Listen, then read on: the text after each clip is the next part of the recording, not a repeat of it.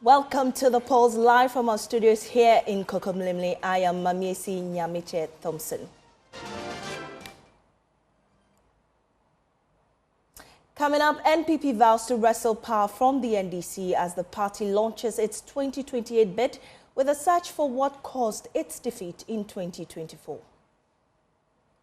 Electoral materials, particularly pink sheets, computers and ballot papers, as well as properties of the TEPA SHS, including louver blades, benches and tables.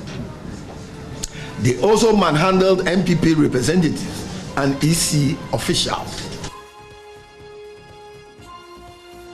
Also coming up, CTAC threatens yet another indefinite strike over breach of agreements during its negotiations with the Fair Wages and Salaries Commission.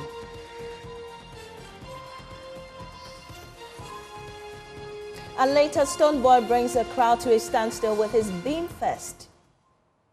You know, I came on, I did my 3 sets, it was just interactive and very engaging. I think expectations have been met. We'll also get to experience the performances of Nigeria's Davido dancehall artist Spice and others who gave patrons a mind-blowing experience last night.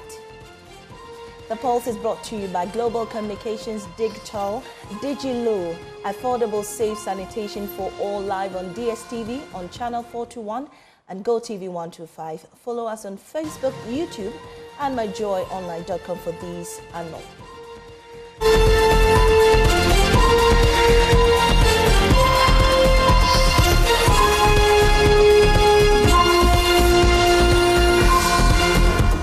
And still in your election headquarters, we start from the New Patriotic Party and is set to set up a committee to investigate the cause of its defeat in the 2024 presidential and parliamentary elections as it launches its quest to regain power in the next elections due in December 2028. The party's chairman, Ntim, has been addressing a news conference today.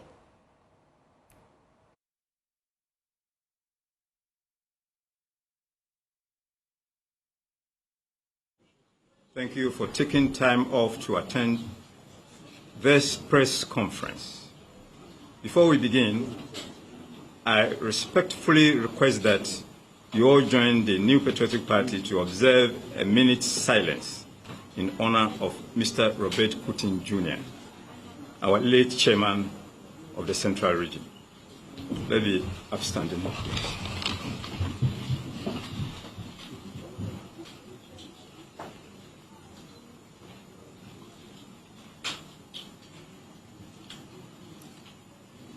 May Mr. Kutin's soul rest in peace. Amen.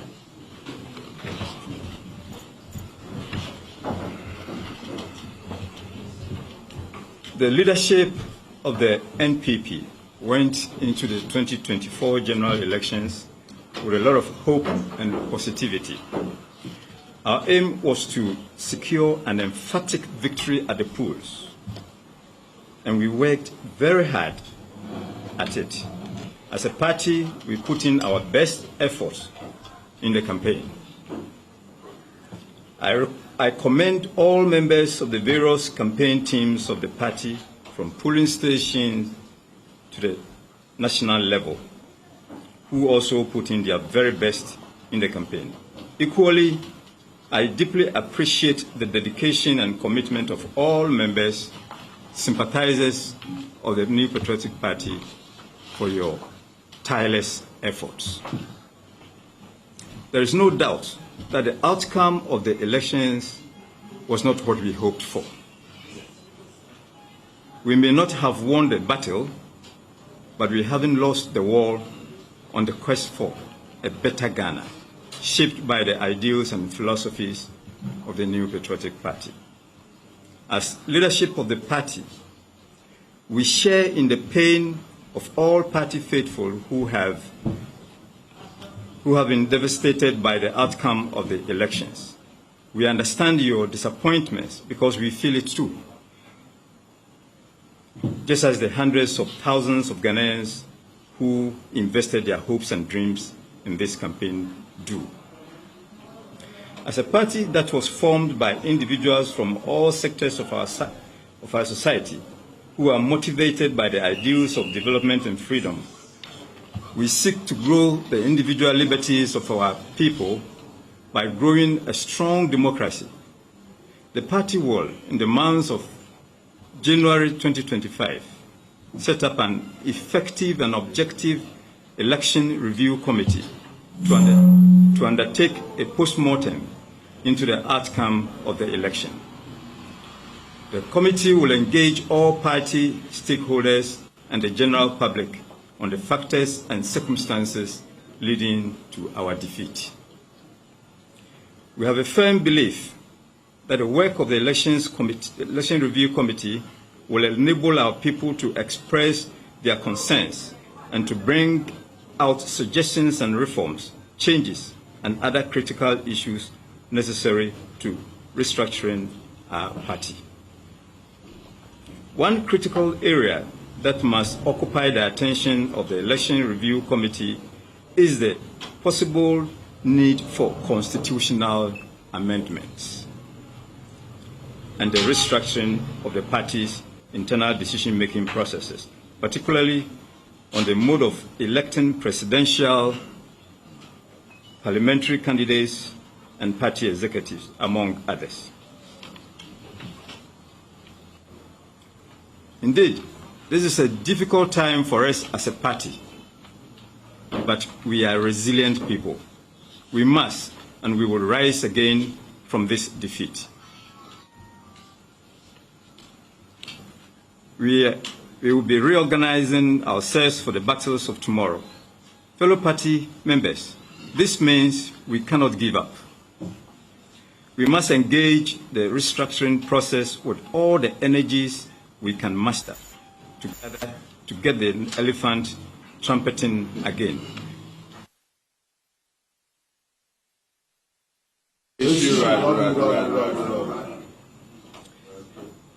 May God bless our homeland Ghana and make the NPP great and strong again. And so we've been hearing from Mr. Stephen Ntim, who is the chairman of the NPP, in that press conference a while ago. And he's been talking about the just ended elections and how they lost massively. He's saying sympathizing with party supporters and members, and also saying that the party is finding ways of restructuring and moving ahead towards 2028.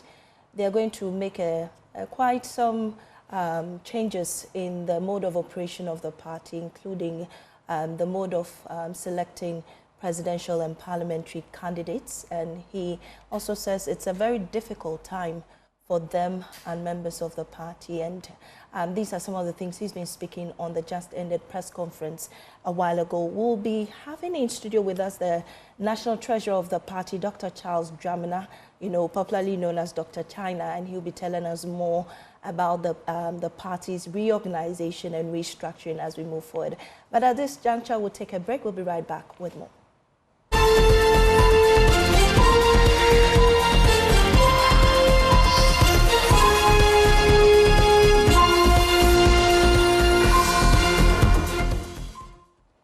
And you're welcome back to the polls. And as I told you earlier, we'll be having the National Treasurer of the New Patriotic Party, Dr. Charles Dramina, popularly known as Mr. China, and he's in studio with me to have that conversation about restructuring of the New Patriotic Party. Dr. China, you're welcome to the polls. Thank you. How are you doing? Very well, by God. You don't look like this defeat has really affected you. Well, you see, when you put in charge of a team and there is such a catastrophic defeat, if you lose hope, everybody loses hope.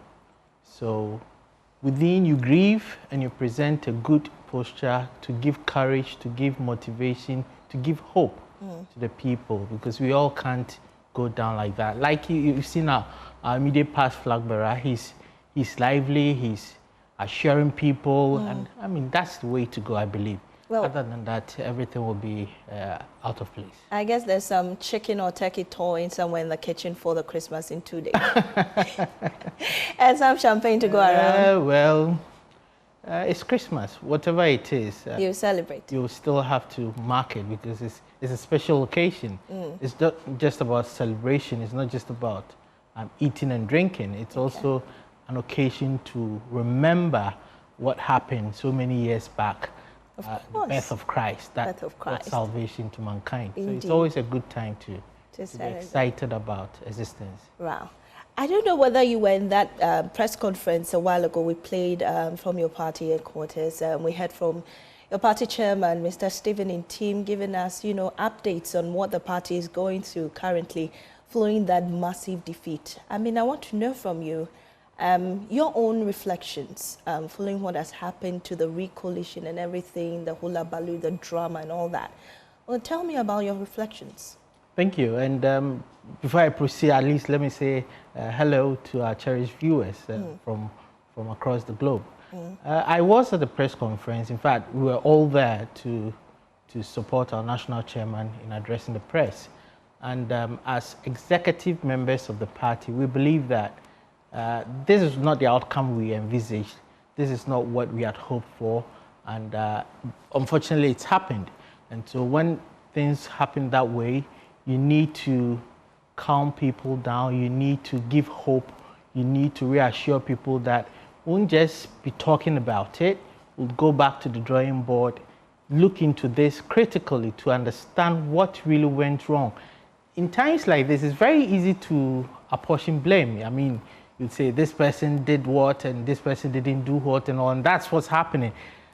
Party members are right in doing so. I mean, people, not only party members. You don't think anybody should blame for this? I rather would want to focus on what the person should have done but didn't do, instead of just blaming the person that you are the cause of it. What should you have done that you didn't do? So we can draw useful lessons so that that process offers us the opportunity to do a critical analysis of what really went wrong, instead of just naming people and casting insinuations and all that. To me, that is essential, and that is what the party under the leadership of Chairman Ntim is seeking to do. We're seeking to reassure people that, look, this is not the outcome we wanted, but we will go back to the drawing board, and first and foremost, we will get a team to go around, do a scientific research on what really went wrong.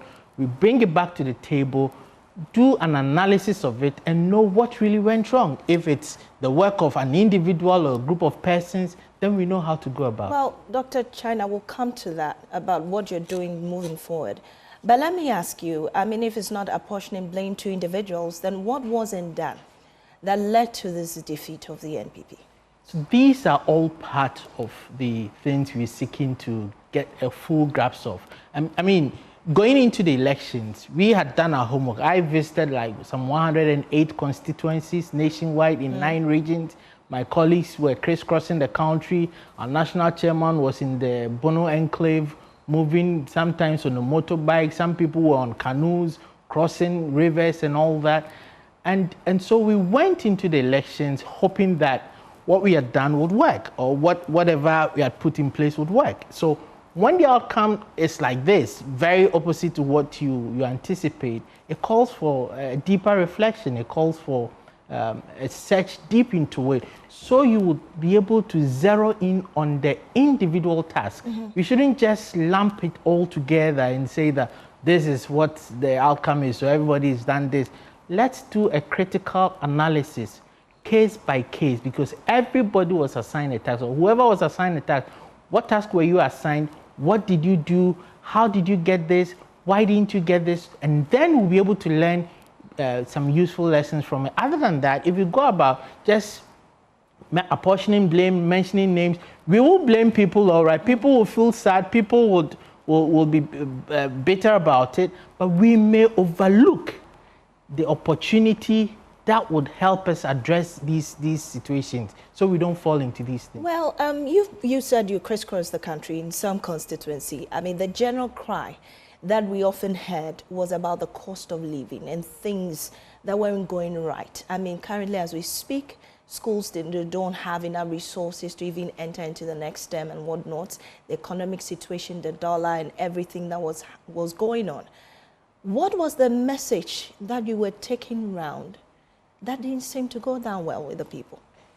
Well, as we've always said, and or did you hear the people? Yeah. I mean, we went round. We went round. I mean, unless you sit in your office and not go to the constituents, but when you go down to the people, you hear people. But these things are things that resonate with people. People are having issues with food prices. People are having issues with exchange rate. I mean, businesses were collapsing because of fluctuations in the exchange rate and all that. These are very genuine concerns. These are concerns that have arisen on the back of some disaster we went into through no fault of ours. And these are concerns government was working hard to address. But unfortunately, I mean, it takes a period to overcome some of these challenges. Wow. And so these are things you can do very little of when you have a very short period within which to make these things work. And I believe that we had hoped that we will be able to appeal to the people. We had hoped that we'll be able to let them know that there is hope, even though there are current challenges. And that is one good thing about the campaign the party ran this time around.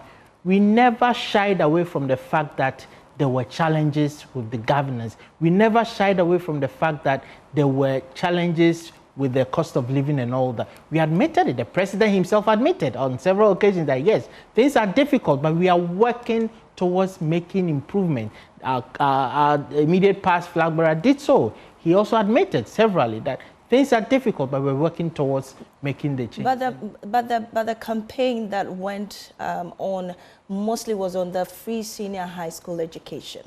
You hit hard more on that than the NDC, pushing more on the economic situation of the people. And that is arguably what won the election for the NDC. Do you say that you actually pushed on that score? Well, you see, the campaign was run at several levels. The very top, the flag bearer, the running mate, their spouses and all that, at the national level, at the regional, the constituency, and so on and so forth.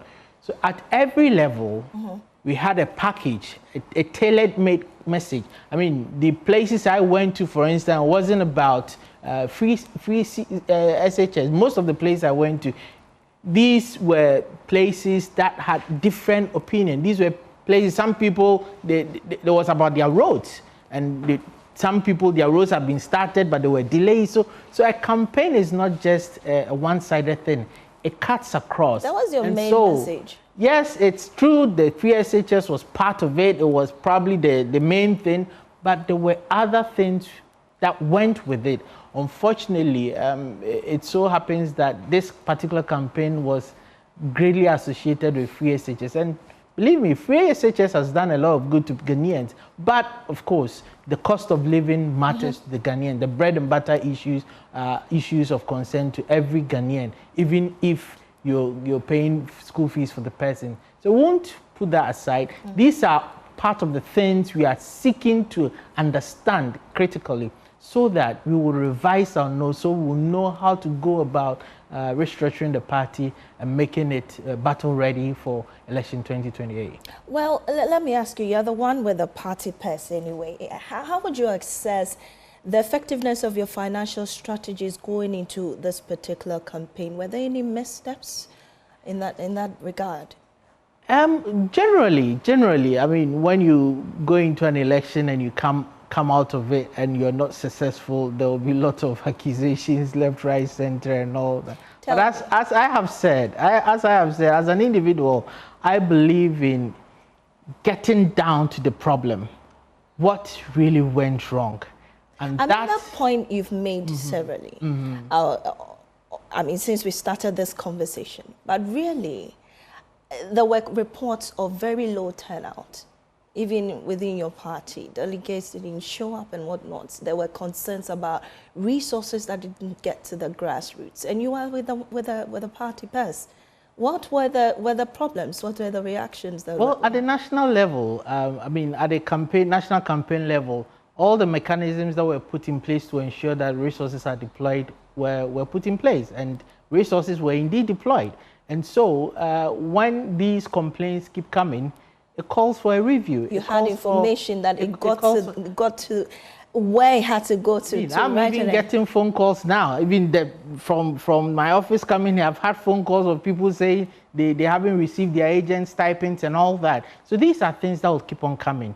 But you don't just sit and then be throwing your hands in the air. You need to delve into it. Where did it get wrong? Where did we miss a step? Before you go into that, where do you think you didn't do right? I mean, you must have done some, big, how they call it, some form of assessment, you know, personally, if I should say. What do you think? Ongoing. The assessment is not ongoing, as a party, though. Yes, as individual. As an individual. I mean, exactly you. Day in, day out, I'm picking intel. Day in, day out, I'm what do you think wasn't done right? It is not something you can just say out of the blue. Okay. An election is a process. It is not an event. The day of election is just a day's event, but a lot of processes go into it. And these processes have a lot of interlocking actions. And so you don't just isolate one. That is why we always say that success has so many godfathers, but defeat is often an orphan. But you've been receiving calls day in, day out from people. What have they been telling you? As you gather the information, you probe further, you look into it, you critically analyze the structures that were put in place. Did these structures really serve us? Or do we need to really make an amendment? Do we need to make changes?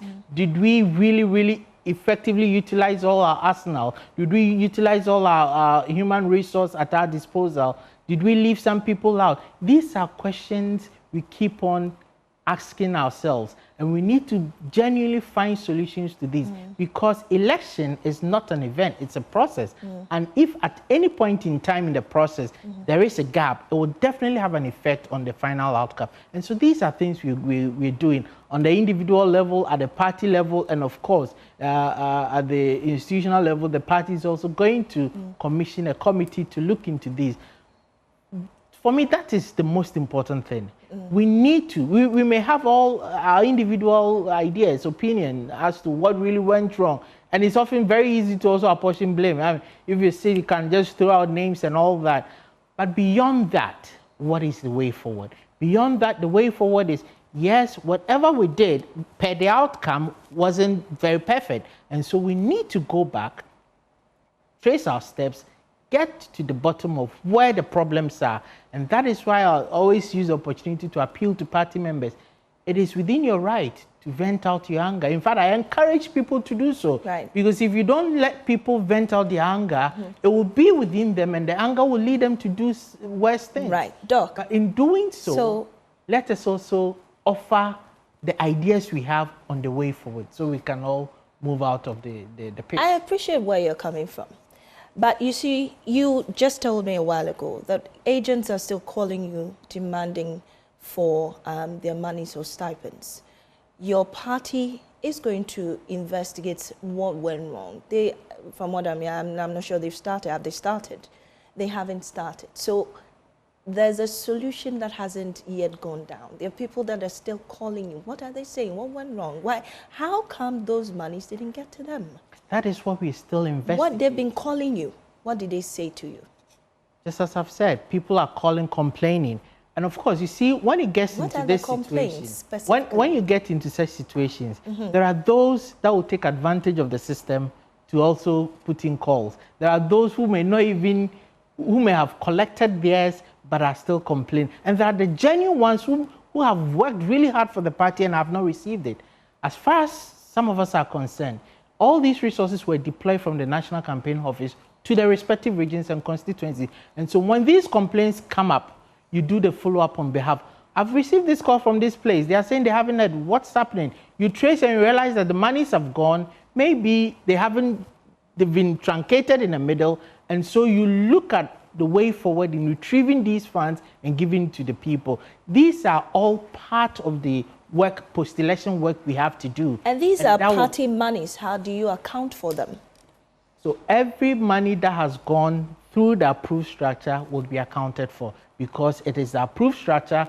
Money is dispersed from the campaign office. We'll obviously have a trail, and all these trail will come back in documentations, and we'll be able to use it to prepare and account effectively to the EC. The challenge is these complaints coming out and all that. And I believe that as we painstakingly go over what really went wrong and how things happened and what we could have done that we didn't do, we'll be able to address all these concerns. So I'd like to use this opportunity to also appeal to all those such affected people. Remain calm. I mean, whatever is due you, once these funds have been dispersed from the national level to wherever they got to, you will definitely get what is due you. So remain calm. So some of the monies were truncated in the middle.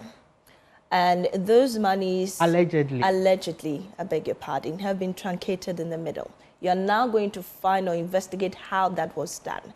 Until then, will you disburse another set of funds to those people who haven't yet received their money? So you see, it's a process, and every process has its own earmarked funds, budgeted and all that. And so when these funds are released, we don't expect these monies to be truncated. That's why we say these remain allegations. And also the fact that people pick the phone and call you doesn't necessarily make it right that indeed they have not received their funds.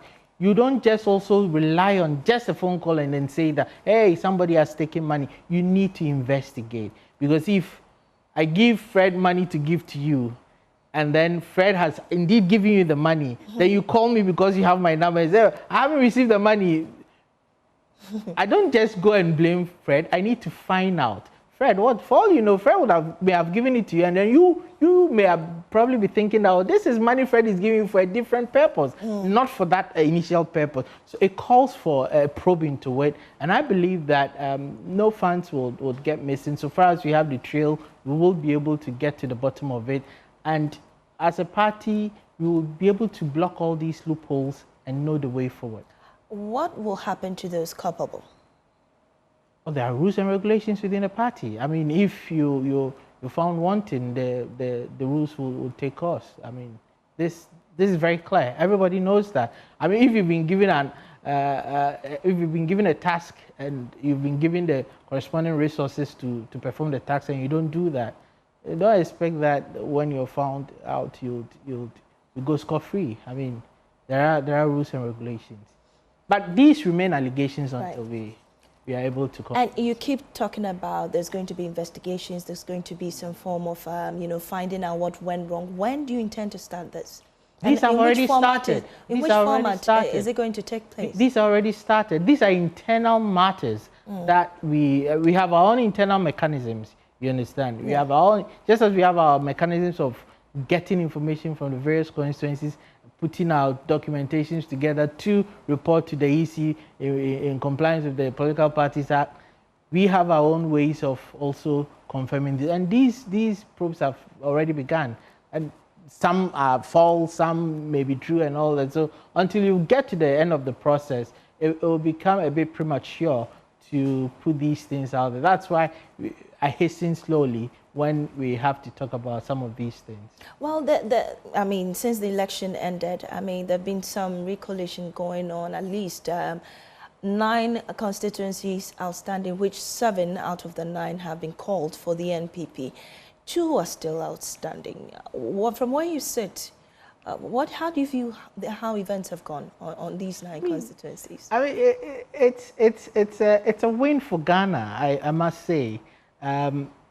In fact, the entire process is a big win for Ghana because we are maturing day in, day out in our political processes and our electoral processes. The thing that some people will employ crude tactics, holding people at gunpoint, forcing and coercing people to do it, and as a democratic country as we are, will let things slide. I mean, it was just unthinkable. And so it's just natural that the law courts have been used to compel the EC to go through the process. And indeed, we are seeing what we're seeing. I believe it's a big win for, not just for the party. For us, it's a vindication that indeed, from day one when we're saying that these are our seats we've won, we've been vindicated. And it's a big win for coalition centers, the NDC wasn't present. In fact, they disregard what has happened at the EC coalition centers. And I mean, you are the only people there. They haven't really ratified what you have done. You really think that if NDC had evidence to the fact that they've won these constituencies, they would leave the collation centers? No, they wouldn't. It's very clear. They wouldn't do so.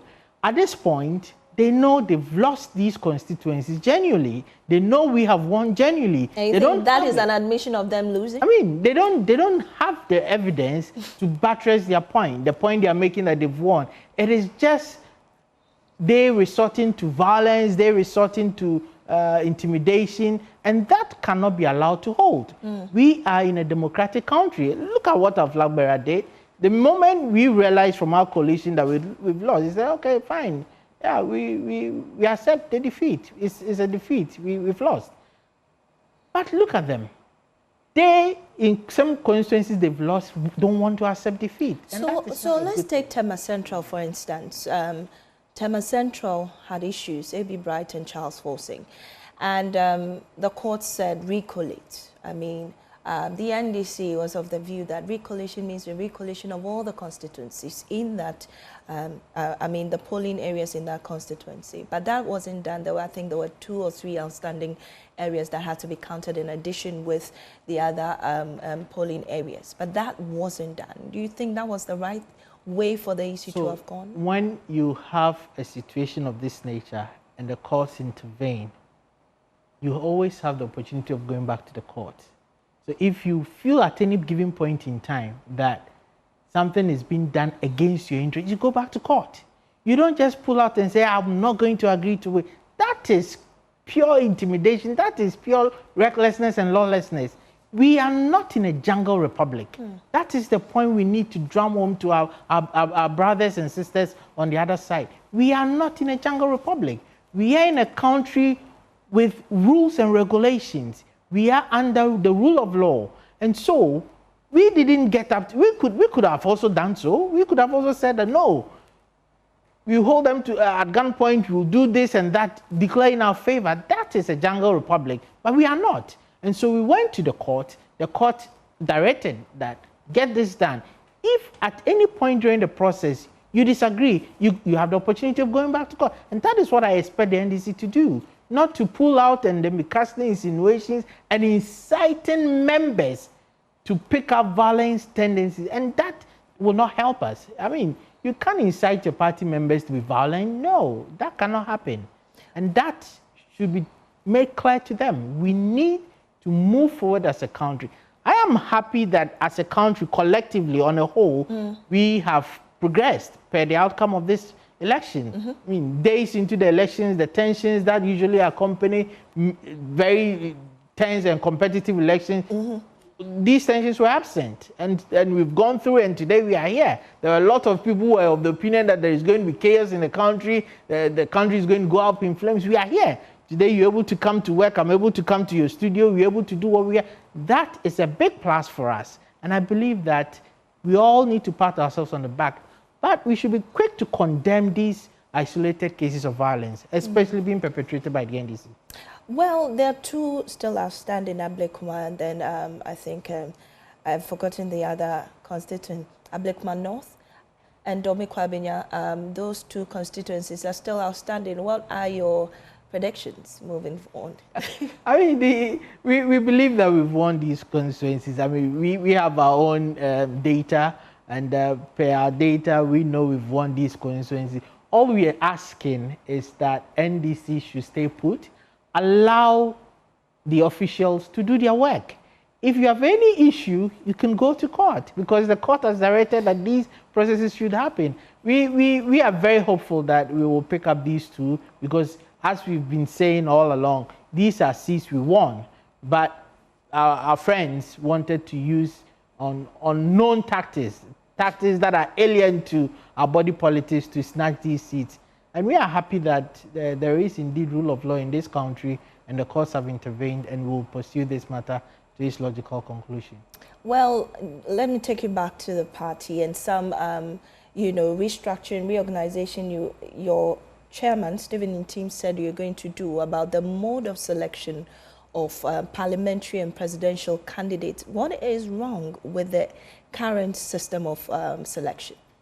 Well, you wouldn't say that something is wrong at any given point in time, but you can, however, say that something has outlived its usefulness. I mean, politics, and for that matter, what we do in government and in our political parties, these are processes in continuity. And so, if at any given point in time you realize that the processes or things or acts that you did yesterday are no more serving the purpose for which we started them, then you need to amend. That is why we have constitutional amendment. And we believe that given the very numerous concerns expressed by party people, the rank and file of the party, there is a need to take a look at these things. People have called for the system to be opened up so that every member in good standing who is paying dues will be able to exercise his franchise in selecting who becomes the party's rep for parliamentary election, who becomes an executive of the party right from constituency level to the national, who becomes our flag bearer. And these are genuine concerns coming from party members. I personally am in support of such concerns, and because I believe that the current situation we have served us well in the past, but may not be serving us now because of the dynamics we find ourselves in. And so if we've gotten to a point where the rank and file is calling for this, and some of us are in support of it, we'll definitely support it. But we need to go through the processes. Right. We are in a party that is democratic. You don't just get up and say, because the masses are saying this, tomorrow we're issuing a fiat, we are going to turn things. No, we need to go through the process of constitutional amendment. We'll take the comments and reviews from people, collate them, put before the annual delegates conference, and the conference will decide, because that's the highest decision-making body of the party, and then we'll be able to begin the process of this. But I'm very hopeful that gauging the pulse and the temperature and the mood of party members, majority of party members are of the opinion that we should open it up, right, so that everybody who is a card-bearing member and is in good standing will be able to exercise a franchise. Because the party constitution is very clear. And look at Article 3(4)(b) of the party constitution. It says a member in good standing is a member who has paid his or her dues in full in the prescribed form. And so I would like to use this platform to reach out to party members. I mean, to remain calm. The concerns are being looked into. These are very legitimate concerns. We will do the needful, put everything together and do that. And in the meantime, let's not give up. Let's not give up. The process of restructuring the party should be a collective one. Don't just sit on the fringes and say, well, so let's throw our hands. Let's all come on board. Make your voice heard. Be part of it. Just briefly, before I let you go, how are you galvanizing the grassroots, the base, to, there's so much hurt, there are deep cracks. How are you bringing the party back together, bandaging these wounds? I've already stated it here. Earlier on, I said that in times like this, it's very important. In fact, it's part of the healing process to allow people to vent out their anger. Let them do so. I encourage people, day in, day out, I receive phone calls. People are crying on the phone. People are doing all that. You allow them to vent out, bring out the anger in them. And then when they are sober, when they are calm, you get them to understand that all is not lost. We may have lost now, but election 2028 starts from today, now. We need to start looking at what went wrong. So we plug these loopholes, we correct our mistakes, and then re-energize the base of the party. And that re-energizing the base calls for this restructuring, so that all these ideas that are coming on board, we do so. I mean, there are people, those that are of the opinion that we've been trying top-up approach, electing from the lower levels to the higher level. We should try from up-down approach. I mean, these are all fantastic ideas, because there's this school of thought that if you elect your flag bearer first, then the flag bearer will be able to get people, like-minded people to work with at the national level. Then the national officers will also be able to get the regional officers that are like-minded. It will trickle down to the constituency and the lower level, so that you have people aligned for a particular campaign. Once the campaign is over, you go back to the status quo. All party members in good standing will vote again to elect a new flag bearer, and then it goes down. Maybe it's time for us to try something like that. We've tried the bottom-up approach. It helped us back then. It was very useful to us, but politics is a dynamic process. We are changing, and so we should be looking at some of these dynamics. Dr. Charles Dramina, pleasure having you on the poll. But just before you go, very briefly, how much was sunk into this campaign? Sorry? How much did you sink into this campaign? We're still collating the figures. I'm sure. You must have made a budget. Once we have everything, I'll share with you. I mean, these days the reports to the EC, because of the Freedom of Information Act, you can have it. In fact, you don't even need to request the EC for. If you ask me, I'll share with you so you can share with your viewers. Thank you so much for being here with us. It's a pleasure. And Merry Christmas to you. Many happy returns. Thank you so much. We're grateful. And there you have it. You had Dr. Charles Dramina expressing or sharing with us the reorganization of the party. And so at this juncture, we'll take a break. We'll be right back with more.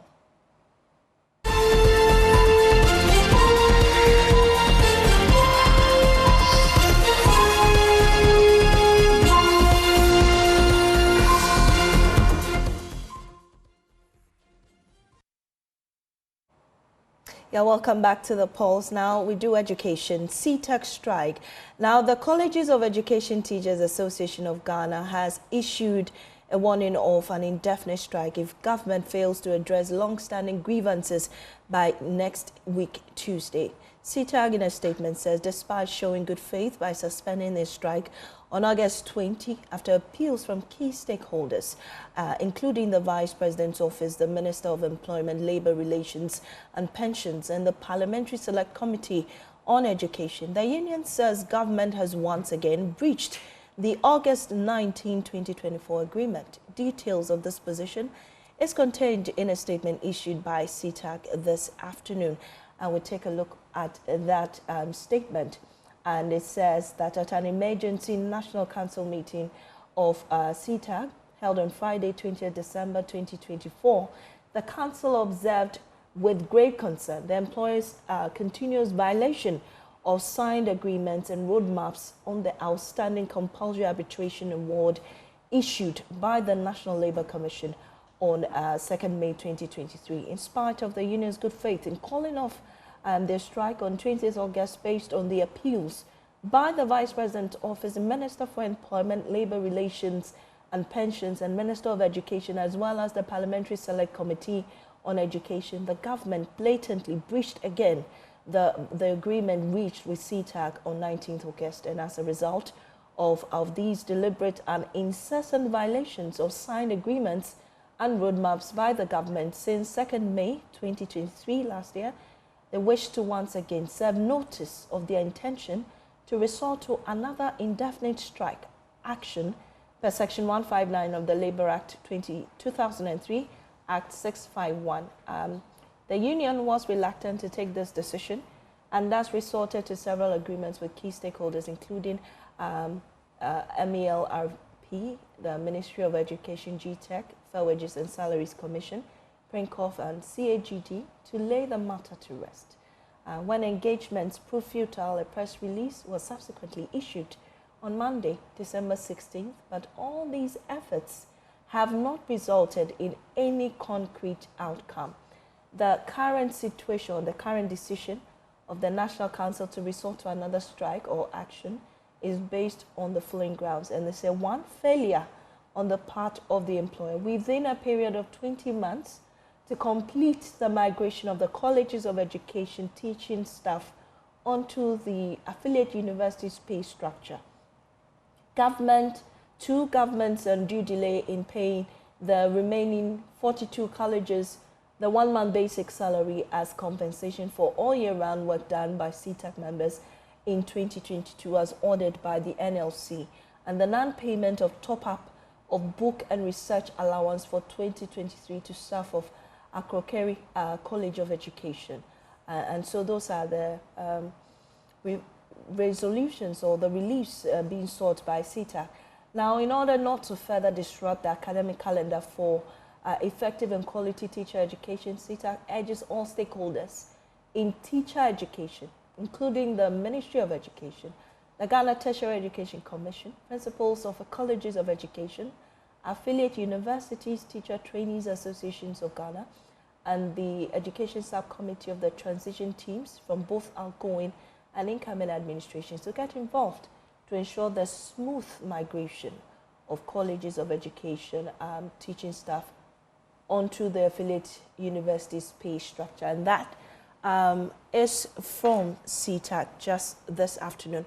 Well, let's go to Zoom now and speak to President of CTAC, Maxwell Bunu, on the latest developments of this. Maxwell, we're grateful for your time here on The Pulse. What really has been the explanations from government on their delays in giving you your reliefs?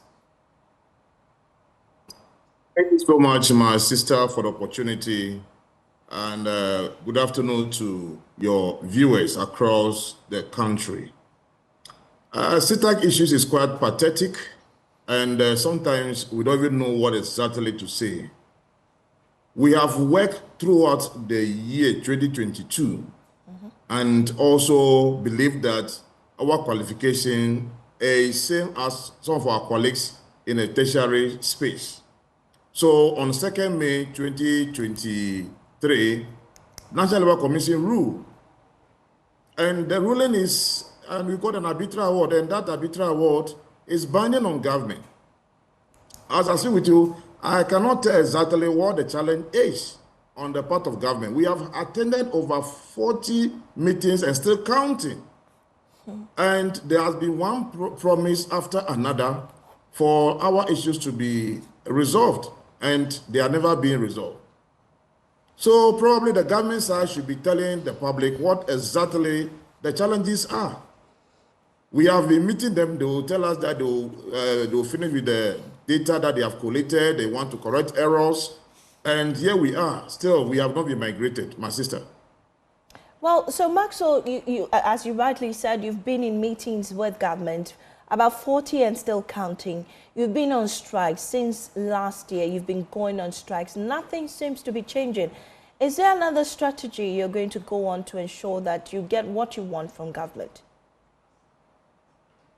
Yeah, that is why we are placing this call to government. That's the outgoing government, because they were with us.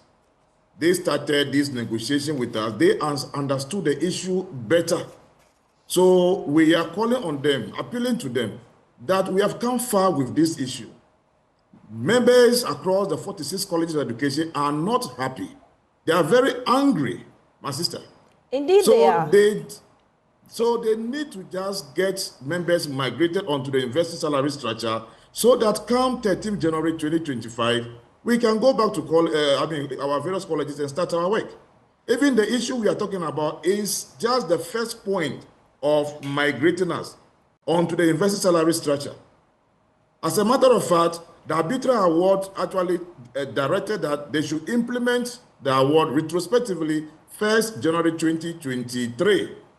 So it means that government owes us arrears. We are not even talking about arrears as we speak. It is just the migration that we are talking about.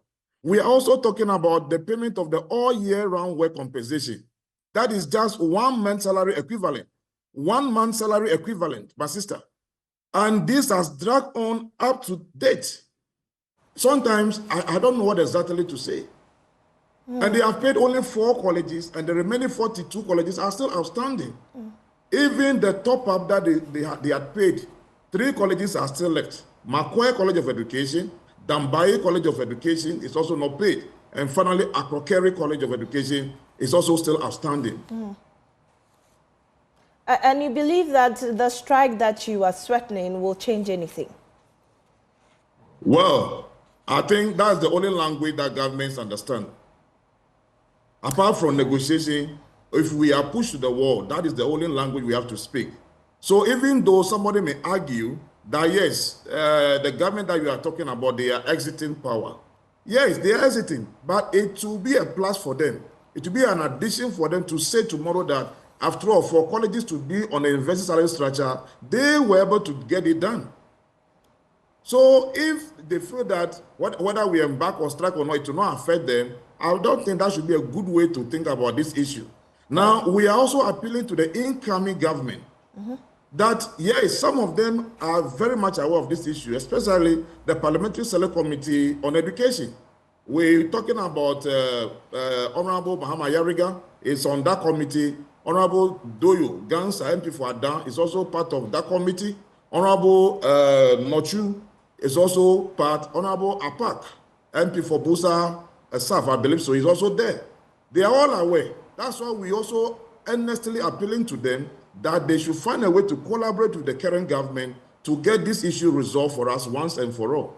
So we don't want a situation where next year, and we hear that CITAC members are on strike, somebody will sit somewhere and believe that we're doing this deliberately to make the incoming government unpopular.